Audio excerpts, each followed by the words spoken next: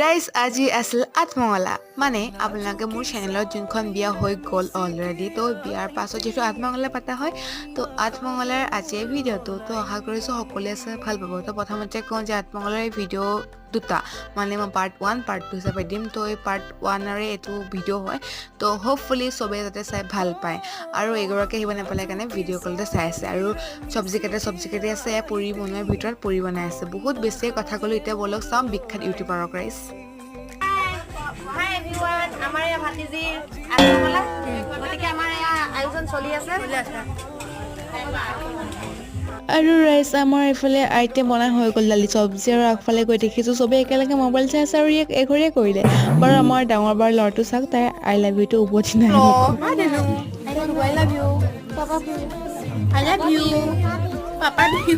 এইফালে আমিও খেলি কৰি আহিয়ে খাবলৈ আহিলোতে পাৰ্ট 2 লগ পাম মাজলৈ বাই বাই